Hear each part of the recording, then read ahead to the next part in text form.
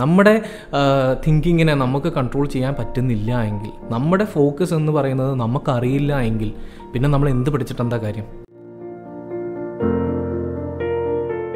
Hi friends, എല്ലാവർക്കും നമസ്കാരം. ഇന്നത്തെ വീഡിയോയിൽ നമ്മൾ പറയാൻ പോകുന്നത് പബ്ലിക് സ്പീക്കിങ്ങിനെ കുറിച്ചാണ്. കുറേ ആളുകൾക്ക് പേടിയുള്ള ഒരു സംഭവമാണ് പബ്ലിക് സ്പീക്കിംഗ് എന്ന് പറയുന്നത്. ഇതിന് വേണ്ടിയിട്ട് മാത്രമായിട്ടൊരു കോഴ്സ് അവൈലബിൾ ആണെന്നുള്ള രീതിയിൽ പല രീതിയിലുള്ള ആളുകൾ ചോദിക്കാറുണ്ട്. അപ്പോൾ ഇന്ന് നമ്മൾ പറയാൻ പോകുന്നത് പബ്ലിക് സ്പീക്കിങ്ങിനെ കുറിച്ചാണ്. മനുഷ്യൻ്റെ ഒരു സൈക്കോളജി നമ്മൾ എടുത്ത് നോക്കുകയാണെങ്കിൽ മനുഷ്യനെ ഏറ്റവും കൂടുതൽ പേടിയുള്ള ഒരു സംഭവമാണ് മരണം എന്ന് പറയുന്നത്.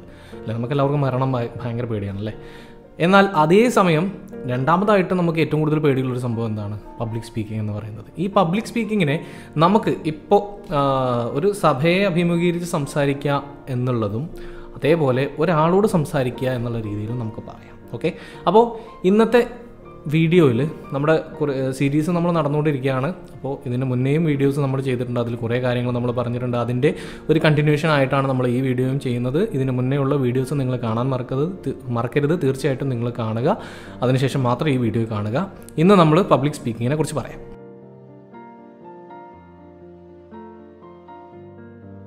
ശരിക്കും ഇംഗ്ലീഷ് എന്നല്ല, നമ്മൾ ഏത് ഭാഷ പഠിക്കുകയാണെന്നുണ്ടെങ്കിലും നമ്മുടെ ഒരു സൈക്കോളജി തന്നെയാണ് അതിന് ഏറ്റവും പ്രധാനമായിട്ടുള്ളൊരു സംഭവം. പബ്ലിക് സ്പീക്കിങ്ങിലേക്ക് വരുന്നതിന് മുന്നേ ആയിട്ട് നമുക്ക് ആദ്യം പറയേണ്ടത് സെൽഫ് കമ്മ്യൂണിക്കേഷനെ കുറിച്ചാണ്. ഞാൻ നിങ്ങളോട് പറഞ്ഞിട്ടുണ്ടായിരുന്നു, നമ്മൾ സ്വയം ഒറ്റയ്ക്ക് പരിശീലനം ചെയ്യുന്നത് എങ്ങനെയാണെന്നുള്ളത് ചോദിച്ച സമയത്ത് ഞാൻ നിങ്ങളോട് പറഞ്ഞിട്ടുണ്ടായിരുന്നു സെൽഫ് കമ്മ്യൂണിക്കേഷനെ കുറിച്ച്. ഈ സെൽഫ് കമ്മ്യൂണിക്കേഷൻ എന്ന് പറഞ്ഞാൽ എന്താണ്? നമ്മൾ ചിന്തിക്കുന്നത് തന്നെ സെൽഫ് കമ്മ്യൂണിക്കേഷനാണ്, അല്ലേ? ഇപ്പോൾ ഒരു ട്രബിൾ നമുക്ക് ഉണ്ടാവുകയാണെന്നുണ്ടെങ്കിൽ നമ്മളിങ്ങനെ ചിന്തിക്കും, ഇനിയിപ്പോൾ ഞാൻ എന്താ ചെയ്യുക, ഇതെങ്ങനെയാണ് ഞാനൊന്ന് ടാക്കിൾ ചെയ്യുക എന്ന രീതിയിൽ. ഇത് സെൽഫ് കമ്മ്യൂണിക്കേഷനാണ്. നമ്മൾ നമ്മളോട് തന്നെയാണ് ചോദിക്കുന്നത്, അല്ലേ? അപ്പോൾ ഈ പ്രോസസ്സിൽ നമ്മൾ നന്നായിട്ട് ശ്രദ്ധിക്കണം. അതായത് ഇവിടെ നമുക്ക് മറുപടി തരുന്നത് നമ്മുടെ ബ്രെയിനാണ്, അല്ലേ? നമ്മുടെ ബ്രെയിൻ എന്ന് പറയുന്നത് നമ്മുടെ ഒരു ചങ്ങാതിയെ പോലെയാണ്. നമ്മുടെ ചങ്ങാതിമാർക്ക് എന്താ പറയുക, ഒരു ബെസ്റ്റ് ഫ്രണ്ട് എന്ന രീതിയിലൊക്കെ ഉള്ള ആളുകൾ നമ്മളോട് പറയുന്നൊരു കാര്യം എന്താണെന്ന് വെച്ചാൽ, നമ്മൾ എങ്ങനെയാണോ അത് പ്രസൻറ്റ് ചെയ്യുന്നത് അതേ രീതിയിലായിരിക്കും അവർ നമുക്ക് സൊല്യൂഷൻ പറഞ്ഞു തരാം, അല്ലേ? അതേപോലെ തന്നെയാണ് ബ്രെയിൻ എന്ന് പറയുന്നത്. കൂട്ടുകാരിൽ നിന്ന് വ്യത്യസ്തമാണെങ്കിൽ കൂടെ ബ്രെയിനിനെ സംബന്ധിച്ചിടത്തോളം നമ്മൾ എന്ത് രീതിയിലാണോ ബ്രെയിനിനോട് കാര്യങ്ങൾ അവതരിപ്പിക്കുന്നത് അതേ രീതിയിലായിരിക്കും നമുക്കൊരു സൊല്യൂഷൻ നമ്മുടെ ബ്രെയിൻ പറഞ്ഞു തരുന്നത്. ഉദാഹരണമായിട്ട് നമുക്കൊരു പബ്ലിക് സ്പീക്കിങ്ങിനുള്ളൊരു ഓപ്പർച്യൂണിറ്റി കിട്ടിയെന്ന് വിചാരിക്കാം. അപ്പോൾ നമ്മളോട് തന്നെ ചിന്തിക്കുകയാണ്, അയ്യോ ഈ പബ്ലിക് സ്പീക്കിംഗ് എന്നൊക്കെ പറയുമ്പോൾ ഇത്രയും ആളുകളുടെ മുന്നിൽ നിന്നിട്ട് ഞാൻ എങ്ങനെയാണ് സംസാരിക്കുക, അയ്യോ തെറ്റിപ്പോയാൽ എന്താ ചെയ്യുക, അങ്ങനെ നമ്മൾ വറി ചെയ്തിട്ടാണ് നമ്മൾ നമ്മുടെ സെൽഫ് കമ്മ്യൂണിക്കേഷൻ നടത്തുന്നത് എങ്കിൽ നമ്മുടെ ബ്രെയിൻ നമ്മളോട് പറയും, ശരിയാണ്, നീ ഇപ്പം അങ്ങോട്ട് പോകണ്ട, അവിടെ എത്തിയിട്ട് പിന്നെ ഒക്കെ തെറ്റി, ഇംഗ്ലീഷൊക്കെ ആകെ വഷളായി, അപ്പോൾ നീ അവരുടെ മുന്നിൽ വെറുതെ അപമാനിക്കപ്പെടും, അപ്പോൾ നീ അങ്ങോട്ട് പോകണ്ടെന്ന് പറയും, അല്ലേ? ഇതന്നെയാണ് പറയുക. കാരണം നമ്മൾ ചിന്തിച്ചത് എങ്ങനെയാണ്, അതിൻ്റെ ആ ഒരു വറി ചെയ്തിട്ടാണ് നമ്മൾ ആലോചിച്ചത്. എന്നാൽ ഇതേ ചിന്ത തന്നെ നമ്മൾ മാറ്റി ചിന്തിക്കുകയാണെന്ന് വെച്ചാൽ നല്ലൊരു ഓപ്പർച്യൂണിറ്റിയാണത്. ഇപ്പോൾ അവിടെ ഞാൻ നിന്നിട്ട് അത് പ്രസൻറ്റ് ചെയ്യുകയാണ് എങ്കിൽ അതിനുള്ളൊരു ഓപ്പർച്യൂണിറ്റി എനിക്ക് കിട്ടുകയാണെന്നുണ്ടെങ്കിൽ കമ്പനിയിൽ എനിക്ക് നല്ലൊരു വിലയായിരിക്കും, അല്ലെങ്കിൽ സ്കൂളിൽ എനിക്ക് നല്ലൊരു അഡ്വാൻറ്റേജ് കിട്ടും, അല്ലേ? എൻ്റെ സ്കിൽ കൂടുതൽ ഇമ്പ്രൂവ്ഡ് ആവും എന്ന രീതിയിലാണ് നമ്മൾ ചിന്തിക്കുന്നത് എങ്കിൽ നമ്മുടെ ബ്രെയിൻ അതിനനുസരിച്ചുള്ള സൊല്യൂഷൻസ് നമുക്ക് പറഞ്ഞു തരും. എങ്ങനെ ഞാനിത് ടാക്കിൾ ചെയ്യും എന്ന് പറയുമ്പോൾ നിങ്ങളുടെ ബ്രെയിൻ പറയും, നിങ്ങൾ ഇംഗ്ലീഷ് ഗുരുവിൽ ജോയിൻ ചെയ്യൂ, എന്നിട്ട് പബ്ലിക് സ്പീക്കിങ്ങിന് വേണ്ടിയിട്ടുള്ള കാര്യങ്ങളെല്ലാം പ്രിപ്പയർ ചെയ്യൂ എന്ന രീതിയിൽ പറയും. അതായത് നമ്മുടെ ചിന്ത എന്ന് പറയുന്നത് എങ്ങനെയാണോ പോകുന്നത് ആ രീതിയിലുള്ള സൊല്യൂഷൻസ് ആയിരിക്കും നമുക്ക് കിട്ടുക. ഇനി എനിക്ക് നിങ്ങളോട് ചോദിക്കാനുള്ള ഒരേ ഒരു ചോദ്യം എന്ന് പറയുന്നത്, നിങ്ങൾക്ക് ഷോർട്ട് ടേം ഹാപ്പിനെസ് ആണോ വേണ്ടത് അതോ ലോങ് ടേം ഹാപ്പിനെസ് ആണോ വേണ്ടത്? ലളിതമായിട്ട് പറയുകയാണെങ്കിൽ, നിങ്ങൾക്കൊരു പബ്ലിക് സ്പീക്കിങ്ങിനുള്ള ഒരു സഭയെ അഭിമുഖീകരിച്ചൊരു പ്രസൻറ്റേഷൻ നടത്താനുള്ള ഒരു ചാൻസ് കിട്ടി, ഇംഗ്ലീഷിൽ തന്നെ. അപ്പോൾ നിങ്ങളുടെ ഷോർട്ട് ടേം ഹാപ്പിനെസ് എന്ന് പറയുന്നത്, ഇപ്പോൾ നമ്മൾ സ്കൂളുകളിലൊക്കെ സെമിനാറൊക്കെ അവതരിപ്പിക്കുന്ന സമയത്ത് നമ്മൾ അതിൽ നിന്ന് രക്ഷപ്പെട്ടിട്ടുണ്ടെങ്കിൽ നമുക്ക് ഭയങ്കര സന്തോഷമായിരിക്കും, അല്ലേ? ഞാൻ രക്ഷപ്പെട്ടേ, എടാ പോടാ നീയൊക്കെ പോയി സെമിനാർ എടുക്ക്, നിന്നോട് കുറച്ച് ചോദ്യങ്ങൾ ചോദിക്കാനുണ്ട് എന്ന രീതിയിലായിരിക്കും. അതൊരു ഷോർട്ട് ടേം ഹാപ്പിനെസ് ആണ്, അല്ലേ? നിങ്ങളൊന്ന് ആലോചിച്ച് നോക്കിയാൽ അതൊരു ഷോർട്ട് ടേം ഹാപ്പിനെസ് ആണ്. കാരണം എന്താ, അവിടെ ഒന്നും നടക്കുന്നില്ല, നമ്മുടെ സ്കിൽ ഇമ്പ്രൂവ് ആവുന്നില്ല, ഒന്നും തന്നെ നമുക്ക് ഒരു ബെനിഫിറ്റ് ആയിട്ട് കിട്ടുന്നില്ല. അതൊരു ഷോർട്ട് ടേം ഹാപ്പിനെസ് ആണ്. ആ ഒരു പീരീഡ് അല്ലെങ്കിൽ ആ ഒരു പ്രസൻറ്റേഷൻ മാത്രമാണ് നമുക്ക് സന്തോഷം നൽകുന്നത്. അവിടെ നമുക്കൊരു രീതിയിലുള്ള ബെനിഫിറ്റ്സും കിട്ടുന്നില്ല. അപ്പോൾ ലോങ് ടേം ഹാപ്പിനെസ് എന്ന് പറയുന്നത് എന്താണ്? അതിനെക്കുറിച്ചാണ് നമ്മൾ ഇന്ന് പറയാൻ പോകുന്നത്. ഈ ലോങ് ടേം ഹാപ്പിനെസ് ആണ് നിങ്ങൾക്ക് വേണ്ടത് എങ്കിൽ നിങ്ങളുടെ സ്കിൽ ഇംപ്രൂവ്ഡ് ആവുകയും നിങ്ങൾക്കുള്ള ബെനിഫിറ്റ്സ് കൂടുകയും ചെയ്യുകയാണ് ചെയ്യുക. അപ്പോൾ ഈ ലോങ് ടേം ഹാപ്പിനെസ് ആണ് നമുക്ക് വേണ്ടത്. അപ്പോൾ നമുക്ക് ഈ ലോങ് ടേം ഹാപ്പിനെസ് കിട്ടുന്നതിന് വേണ്ടിയിട്ട് നമ്മൾ എന്താ ചെയ്യേണ്ടത്? ഇതാണ് ഞാൻ ഇന്ന് നിങ്ങളുമായിട്ട് ഷെയർ ചെയ്യാൻ പോകുന്നത്. നമ്മളോട് തന്നെ കുറച്ച് ചോദ്യങ്ങൾ ചോദിക്കണം. അത് ഏതൊക്കെ ചോദ്യങ്ങളാണെന്ന് ഞാൻ നിങ്ങൾക്ക് പറഞ്ഞു തരാം. അതിൽ ഒന്നാമത്തെ ചോദ്യമാണ്, നമുക്ക് ഇങ്ങനൊരു ഓപ്പർച്യൂണിറ്റി കിട്ടി, നമുക്ക് ഇംഗ്ലീഷ് സംസാരിക്കാനുള്ളൊരു ഓപ്പർച്യൂണിറ്റി കിട്ടി.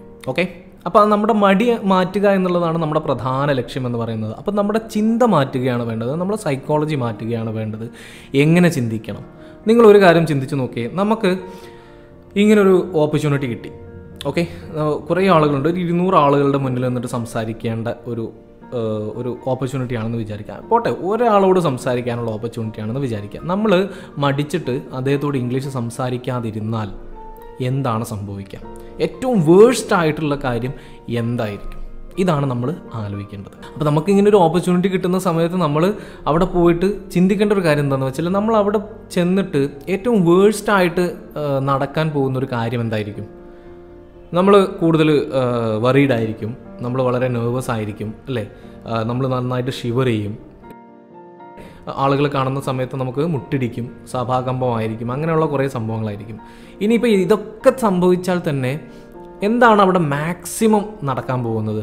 എല്ലാവരും നിങ്ങളെ കൂക്കി വിളിച്ച് നീ പോടാ, അങ്ങനെ പോടാ, നിന്നെ കൊണ്ട് പറ്റത്തില്ലടാ എന്ന രീതിയിൽ ആരെങ്കിലും പറയുമോ? അങ്ങനെ ഒരു സഭയിൽ ആരും അങ്ങനെ പെരുമാറില്ല, അല്ലേ? പക്ഷെ നമ്മളെങ്ങനെയാണ് വിചാരിക്കുക? അങ്ങനെ വരും, ഇങ്ങനെ വരും. എല്ലാവരും നിങ്ങളെ സപ്പോർട്ട് ചെയ്യുക, അല്ലേ? കാരണം നിങ്ങളിത് ഇതുവരെ ചെയ്ത് നോക്കിയിട്ടുണ്ടാവില്ല.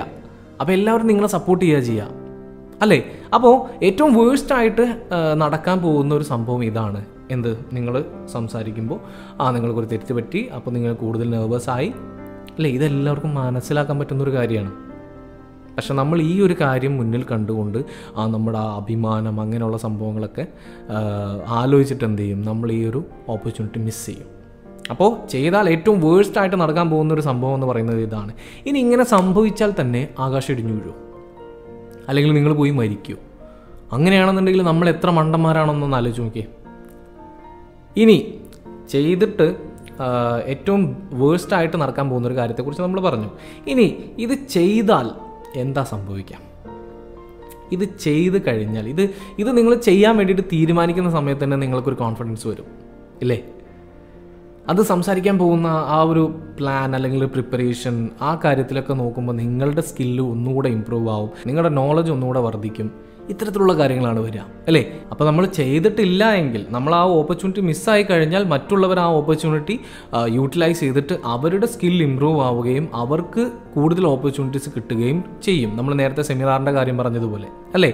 എന്നാൽ നമ്മൾ ചെയ്യുകയാണെങ്കിലോ നമുക്ക് കോൺഫിഡൻസ് ലഭിക്കും, നമുക്കൊരു സെൽഫ് റെസ്പെക്റ്റ് ലഭിക്കും, അല്ലേ? ഇത്രയും കാര്യങ്ങൾ നമുക്ക് അതിലൂടെ ലഭിക്കും. നമ്മൾ ചെയ്യുകയാണ് എങ്കിൽ നമ്മളെ തേടി വരാൻ പോകുന്ന ഓപ്പർച്യൂണിറ്റീസ് എത്രത്തോളമാണെന്നുള്ളത് നമുക്കറിയില്ല. അതുകൊണ്ട് ചെയ്യുക തന്നെ വേണം. നമുക്ക് കിട്ടിയിരിക്കുന്ന ഓപ്പർച്യൂണിറ്റീസ് നമ്മൾ യൂട്ടിലൈസ് ചെയ്യാൻ പഠിക്കണം. അതിൽ നമ്മൾ തെറ്റുകൾ പറയുമോ അതല്ല നമ്മൾ ആലോചിക്കേണ്ടത്. നമ്മുടെ മെയിൻ എയിം എന്ന് പറയുന്നത് ആ ഓപ്പർച്യൂണിറ്റി നമ്മൾ യൂട്ടിലൈസ് ചെയ്യുക എന്നുള്ളതാണ്. ആ ഓപ്പർച്യൂണിറ്റി നമ്മൾ യൂട്ടിലൈസ് ചെയ്യുകയാണെങ്കിൽ തീർച്ചയായിട്ടും നമുക്ക് വീണ്ടും ഓപ്പർച്യൂണിറ്റീസ് വന്നുകൊണ്ടേയിരിക്കും. നമ്മുടെ ആ ഒരു ഡെയറിങ് അറ്റംപ്റ്റിനെ എല്ലാവരും ഒരു കോൺഫിഡൻസ് ആയിട്ട് കാണുകയും അതോടുകൂടി നിങ്ങൾക്ക് കൂടുതൽ ഓപ്പർച്യൂണിറ്റീസ് ലഭിക്കുകയും ചെയ്യും. മാത്രവുമല്ല, നിങ്ങളുടെ ഒരു ലെവൽ ഓഫ് സ്പീക്കിംഗ് അല്ലെങ്കിൽ നിങ്ങളുടെ ഒരു ലെവൽ എന്താണെന്നുള്ളത് മറ്റുള്ളവർക്ക് മനസ്സിലാവുകയും അതിനനുസരിച്ചുള്ള ഓപ്പർച്യൂണിറ്റീസ് നിങ്ങളെ തേടി വരികയും ചെയ്യും. ഇതല്ലേ സംഭവിക്കാം? നിങ്ങൾ ഒന്നുകൂടി ആലോചിച്ച് നോക്കിയേ. നിങ്ങളത് ചെയ്താൽ ഏറ്റവും വേഴ്സ്റ്റായിട്ട് സംഭവിക്കുന്ന കാര്യങ്ങൾ എന്തൊക്കെയാണ്, ചെയ്താൽ സംഭവിക്കുന്നത് എന്തൊക്കെയാണ്? ഈ രീതിയിലൊന്ന് ആലോചിച്ച് നോക്കിയേ നിങ്ങൾ. ഇപ്പോൾ തന്നെ നമുക്ക് മനസ്സിലാവും നമ്മൾ ഏതൊരു ഓപ്പർച്യൂണിറ്റി കാണുകയാണെന്നുണ്ടെങ്കിലും നമ്മളത് വളരെ നല്ല രീതിയിൽ യൂട്ടിലൈസ് ചെയ്യണം എന്നുള്ളത്. നിങ്ങൾ ആ ഒരു ഓപ്പർച്യൂണിറ്റി യൂട്ടിലൈസ് ചെയ്യുകയാണെങ്കിൽ നിങ്ങളുടെ പെർഫോമൻസ് ലെവൽ ബൂസ്റ്റ് ചെയ്യുകയും നിങ്ങൾക്ക് കൂടുതൽ ഓപ്പർച്യൂണിറ്റീസും ഒക്കെ കിട്ടും. പക്ഷേ എങ്കിലും നമ്മൾ എന്ത് ചെയ്യുന്നു? നമ്മളെ തന്നെ പിറകോട്ട് വലിക്കുന്നു. എന്ന് പറഞ്ഞാൽ ലളിതമായിട്ട് പറയുകയാണെങ്കിൽ കള്ളൻ കപ്പലിൽ തന്നെയാണ്. ആരാണ് നമ്മളെ ആ ഒരു ഓപ്പർച്യൂണിറ്റിയിൽ നിന്നും പിടിച്ചു വലിക്കുന്നത്? നമ്മൾ തന്നെയാണ്. മറ്റുള്ള ആളുകൾ എന്തായാലും ഇപ്പോൾ നമ്മൾ സ്കൂളിൻ്റെ സെമിനാർ കാര്യം പറഞ്ഞതുപോലെ എന്തായാലും അവർ നമ്മളെ ഇപ്പോൾ ചോദ്യങ്ങൾ ചോദിക്കുന്നു, അങ്ങനെ ആക്കുന്നു, നെർവസ് ആവുന്നു. നമ്മൾ നെർവസ് ആണെന്ന് കണ്ടാൽ ഒന്നുകൂടെ നമ്മൾ കളിയാക്കുകയാണ് ചെയ്യുക. നമുക്ക് ആ ഒരു കോൺഫിഡൻസ് നമ്മുടെ മുഖത്തുണ്ട് എങ്കിൽ, നമ്മൾ സീരിയസ് ആയിട്ടാണിത് ചെയ്യുന്നത് എങ്കിൽ, everyone will be silent.